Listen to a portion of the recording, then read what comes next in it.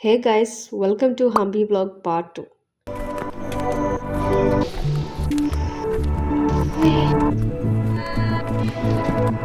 ഹംപിയിൽ ഭൂമിക്കടിയിൽ ഒളിഞ്ഞിരിക്കുന്ന ഒരു ശിവക്ഷേത്രമുണ്ട്. ഇതാണ് പ്രസന്ന വിരൂപാക്ഷ ക്ഷേത്രം. ഈ ക്ഷേത്രം വിജയനഗര സാമ്രാജ്യത്തിന്റെ കാലഘട്ടത്തിൽ നിർമ്മിച്ചതാണ്. 16-ാം നൂറ്റാണ്ടിൽ വിജയനഗര രാജാവായ കൃഷ്ണദേവരായരുടെ കാലത്ത് ഈ ക്ഷേത്രം ആരാധിച്ചു പോന്നിരുന്നു. മറ്റു ഹംപി ക്ഷേത്രങ്ങളിൽ കാണുന്ന പോലെ വലിയ ഗോപുരങ്ങളും ധാരാളം ശില്പങ്ങളും ഒന്നും ഇവിടെ കാണില്ല. പകരം കല്ലുകൊണ്ടുള്ള തൂണുകളും ലളിതമായ നിർമ്മാണ ശൈലിയുമാണ് പ്രധാന ആകർഷണം. ക്ഷേത്രം ചുറ്റുമുള്ള ഭൂനിരപ്പിനേക്കാൾ താഴെയാണ് നിർമ്മിച്ചിട്ടുള്ളത്. അതുകൊണ്ട് തന്നെ അണ്ടർഗ്രൗണ്ട് ശിവ ടെമ്പിൾ എന്നാണ് ഇത് അറിയപ്പെടുന്നത്. വർഷം മുഴുവൻ ഈ ക്ഷേത്രം വെള്ളത്തിനടിയിലായിരിക്കും. വേനൽക്കാലത്ത് മാത്രമാണ് നമുക്ക് അതിനകത്തേക്ക് കയറാൻ സാധിക്കുക. എന്തുകൊണ്ടാണ് അന്നത്തെ കാലത്ത് ഈ ഭൂഗർഭ ക്ഷേത്രം നിർമ്മിച്ചു എന്നുള്ളത് ഇന്നും അജ്ഞാതമാണ്. ക്ഷേത്രത്തിനകത്ത് നല്ല തണുപ്പാണ്. വെള്ളം ഒലിച്ചു പോകുന്നതിന് വേണ്ടി ഡ്രെയിനേജ് സിസ്റ്റം വരെ അന്നത്തെ ശില്പികൾ പണിതിട്ടുണ്ട്. പുറത്ത് നമുക്ക് കൊത്തുപണികളോട് കൂടിയ കൽമണ്ഡപവും പഴയ ശിലാലിഖിതങ്ങളും കാണാം. പിന്നെ ഞങ്ങൾ പോയത് ഹസാര രാമ ടെമ്പിളിലേക്കാണ്. രാമായണം, അതായത് രാമന്റെ അയനം 1000 രൂപത്തിൽ ഇവിടെ കല്ലിൽ കൊത്തിവെച്ചിട്ടുണ്ട്. ശ്രീരാമന്റെ ജനനം, വനവാസം, സീതാപഹരണം, ലങ്കായുദ്ധം തുടങ്ങിയ കഥകൾ ശില്പങ്ങളിലൂടെ ഇവിടെ അവതരിപ്പിച്ചിട്ടുണ്ട്. ക്ഷേത്രത്തിന്റെ പുറംഭാഗത്ത് ആനകൾ, കുതിരകൾ, സൈനികർ, രാജകീയ ഘോഷയാത്രകൾ എന്നിവയൊക്കെയാണ് കൊത്തിവെച്ചിട്ടുള്ളത്. ഇത് വിജയനഗര കാലത്തെ ഒരു രാജകീയ ജീവിതത്തിന്റെ ഒരു കാഴ്ച തന്നെ നൽകുന്നു. ക്ഷേത്രത്തിനകത്ത് കിടക്കുമ്പോൾ 4 വലിയ തൂണുകൾ കാണാം. കറുത്ത കല്ലിലാണ് പൂർണ്ണമായും ഈ തൂണുകൾ നിർമ്മിച്ചിട്ടുള്ളത്. ഇതിൽ വിഷ്ണുവിന്റെ ദശാവതാരങ്ങൾ വളരെ ഡീറ്റെയിൽ ആയി കൊത്തിവെച്ചിട്ടുണ്ട്. ഹംപിയിലെ മറ്റു ക്ഷേത്രങ്ങളെ പോലെ ഉയരമുള്ള ഗോപുരം ഇവിടെയില്ല. പകരം കൃത്യമായ അനുപാതങ്ങളും മനോഹരമായ കൽപ്പണികളുമാണ് ഈ ക്ഷേത്രത്തിന്റെ പ്രത്യേകത. നമ്മളിപ്പോൾ വന്നിരിക്കുന്നത് ഹസാര രാമ ടെമ്പിളിന് ഓപ്പോസിറ്റുള്ള പാൻ സുപ്പാരി ബസാറിലേക്കാണ്. വിജയനഗര സാമ്രാജ്യകാലത്ത് ഹംപി ഒരു വലിയ വ്യാപാര കേന്ദ്രമായിരുന്നു. അന്നത്തെ നഗരജീവിതത്തിന്റെ ഒരു പ്രധാന ഭാഗമായിരുന്നു ഈ മാർക്കറ്റുകൾ. പാൻ, സുപ്പാരി, സുഗന്ധ വസ്തുക്കൾ, ആഭരണങ്ങൾ, മറ്റു വിലപിടിപ്പുള്ള സാധനങ്ങൾ എന്നിവയുടെ വ്യാപാരം നടന്നിരുന്ന സ്ഥലമായിരുന്നു പാൻ സുപ്പാരി ബസാർ. വ്യാപാരികൾ കല്ലുകൊണ്ടുള്ള ചെറിയ കടമുറികളിലാണ് സാധനങ്ങൾ വിൽപ്പന നടത്തിയിരുന്നത്. വെറ്റിലയും അടക്കയും ഇന്ത്യൻ സംസ്കാരത്തിന്റെ ഒരു ഭാഗമായിരുന്നതുകൊണ്ട് അന്നത്തെ കാലത്ത് ഈ മാർക്കറ്റിന് വളരെ പ്രാധാന്യമുണ്ടായിരുന്നു. നല്ല വെയിലുണ്ടായിരുന്നു. ഒന്ന് റീഫ്രഷ് ആവാൻ വേണ്ടി ഞങ്ങൾ സംഭാരം വാങ്ങിച്ചു കുടിച്ചു. റോയൽ എൻക്ലോഷറിന്റെ അടുത്തുള്ള ഈ അരയാലിന്റെ ചോട്ടിലാണ് ഒരു അക്ക സംഭാരം വിറ്റിരുന്നത്. അവിടെ നല്ല കാറ്റുണ്ടായിരുന്നു കേട്ടോ. ഇതാണ് റോയൽ എൻക്ലോഷർ. വിജയനഗര സാമ്രാജ്യത്തിലെ രാജാക്കന്മാരുടെ ഭരണകേന്ദ്രമായിരുന്നു ഈ സ്ഥലം. ഇത് കിങ്സ് ഓഡിയൻസ് ഹാൾ. രാജാവ് പ്രജകളെ കാണുകയും പ്രധാന ചടങ്ങുകൾ നടത്തുകയും ചെയ്തിരുന്ന വേദി. ജലസംഭരണിയായ ടീ ഷേപ്ഡ് ടാങ്കും തൊട്ടടുത്ത് തന്നെ നമുക്ക് കാണാം. ഇതാണ് മഹാനവമി ടിപ്പ.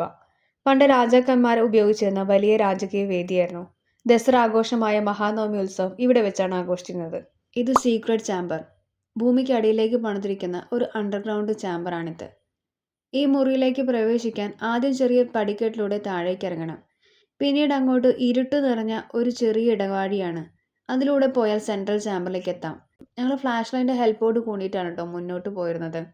ഈ സെൻട്രൽ ചാമ്പറിന് 4 കോണുകളിലും തൂണുകളുണ്ട്.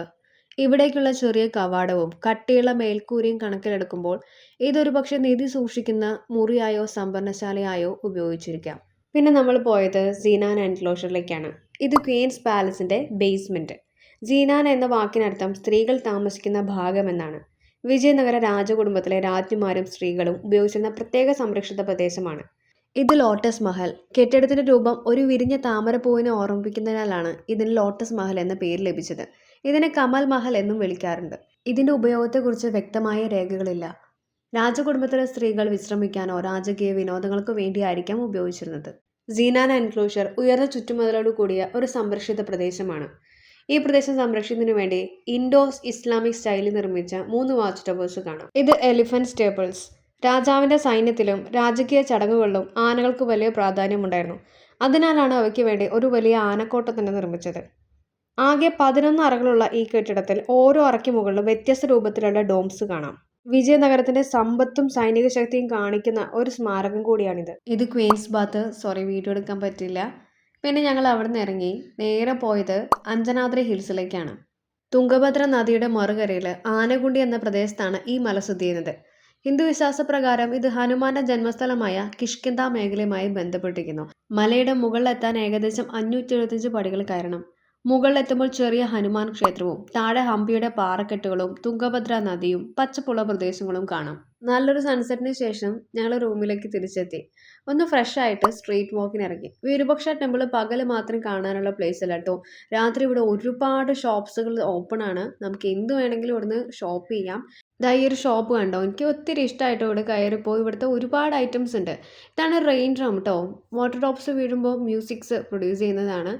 അതുപോലെ കണ്ടോ ഇത് ചൈനീസ് ആയിട്ടുള്ള ഒരു മ്യൂസിക്കൽ ഇൻസ്ട്രുമെൻ്റ് ആണ്. ഒരുപാട് ബുദ്ധപ്രതിമകളും ചെറിയ ചെറിയ നല്ല ഭംഗിയുള്ള ക്യൂട്ട് ഷോ പീസസുകളും കാണാം. ഹംപി സ്മാരകങ്ങളിലെ ചെറിയ മോഡലുകൾ, ശില്പങ്ങൾ, key chain magnet, postcard പോലുള്ള സുവനീർ, സ്കാർഫുകൾ, കോട്ടൺ ഡ്രസ്സസ്, കൈകൊണ്ട് നിർമ്മിച്ച ബാഗുകൾ, അങ്ങനെ ഒരുപാട് ഐറ്റംസ് നമുക്കിവിടെ കാണാം. പണ്ടിത് വലിയൊരു വ്യാപാര കേന്ദ്രമായിരുന്നു. ഇന്ന് ഹംപി വിസിറ്റ് ചെയ്യുന്നവരുടെ ഏറ്റവും ഫേവററ്റ് പ്ലേസ് ആണ്. അങ്ങനെ ഞങ്ങൾ ഡിന്നറൊക്കെ കഴിച്ചു. ബാക്കി വിശേഷങ്ങൾ നെക്സ്റ്റ് വീഡിയോയിൽ കാണാം. Buy now.